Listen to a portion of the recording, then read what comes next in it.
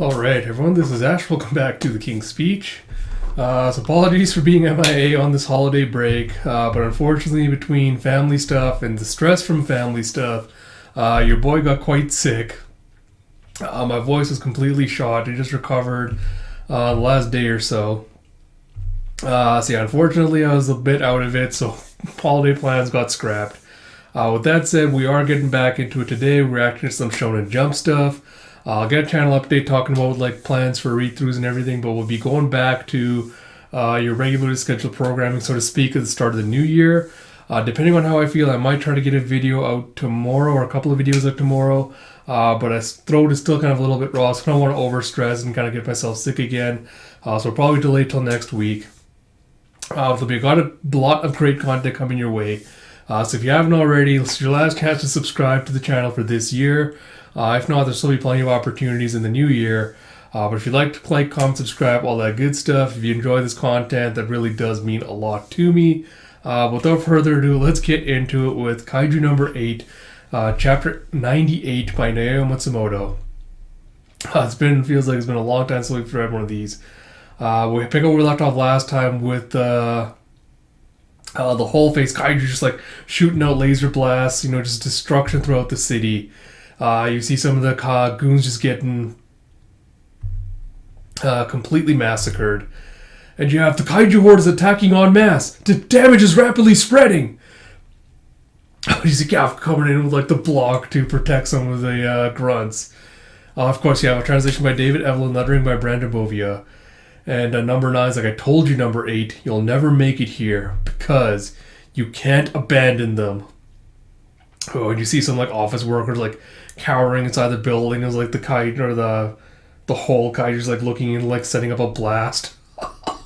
That's so sick. You see Kafka just coming in with a kick as he just like blows up its head. And he's looking inside the building, he's like, stragglers! And then he notices nearby Kaiju like blasting its face laser right into the ground. He's like, what the hell is it doing? He's like, the shelter! Oh shit, okay, so he's I was like flashing back to like when he and Mina were also like hiding underneath like the little civilian like bomb shelter things. And you hear just the civilians like screaming. He's like, stop! As he just like goes in for a punch and like blows apart another Kaiju.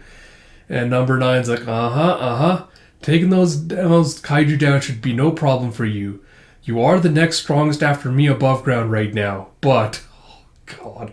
And you see all of them Kaiju just like looking down out, just like blasting lasers into it. It's like, what about the hurt and fatigued officers? What will happen to them if you leave? You're stuck there. And as he's talking, you see like this giant explosion energy ball like blasting towards him. Number 9 just like dodges out of the way. And Mina's like, I'm going to neutralize you here and now and shoot through all of them. He's like, so you dodged it? Impressive, Captain. But how about this? He sets up like more explosion blasts. Alright, I love the fact at least like Mina's not getting like immediately taken out. You see her like dodging and flipping out of the way as she's coming to a shot and firing off more shots. And as it's coming towards, oh my god, you see number 9 like putting up his arm, like this energy shield forms in front of it. For anyone that's played like the Horizon Zero Dawn Forbidden West series, that reminds me very much like the glider, like the shields you get into that with like the little hexagonal panels and everything. Which you ting ting ting ting as it just like whips his arm out of the way as the blasts go through it. He's like, she cracked number 2's shield with a handgun, huh? He's like, your sharpshooting really is superb, but... And you see the next page, like he just teleports behind her. He's like, if I close the distance, you're no better than an average captain. And she tries to like do some gun, like lean behind her and fire off a shot. He goes, useless. Like grabs her by the neck, starts choking. Jeff, Captain Ashiro! And you see like just a bunch of sirens and alarms going off. He's like, today I bring down Tokyo.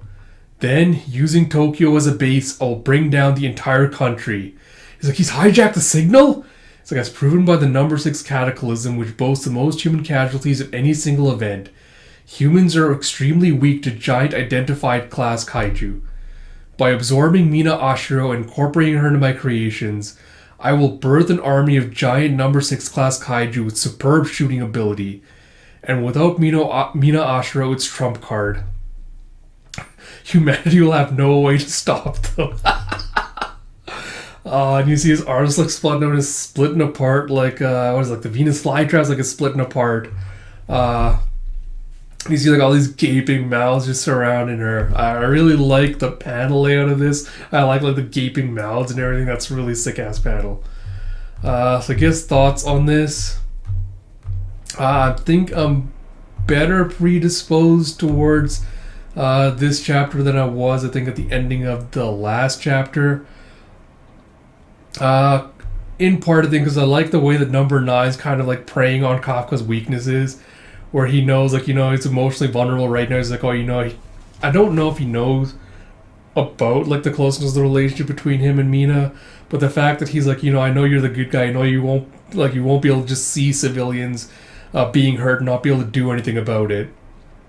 So like he's kind of like preying on that, and like forcing his or like ordering his kaiju to be like, you're gonna attack like the human installations and like the bomb shelters and everything.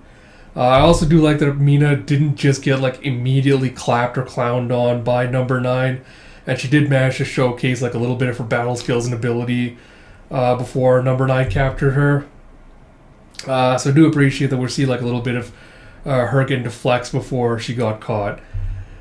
I still don't know how I feel about this whole plot line of number 9 being like, Mina, you were the secret to my plan all along. Like, even him explaining like his reasoning by being like, number 6 showed me that you're extremely weak to this kind of kaiju because you apparently don't have like that many people that can take them down. Like, Mina's been like the crux of your plan and everything.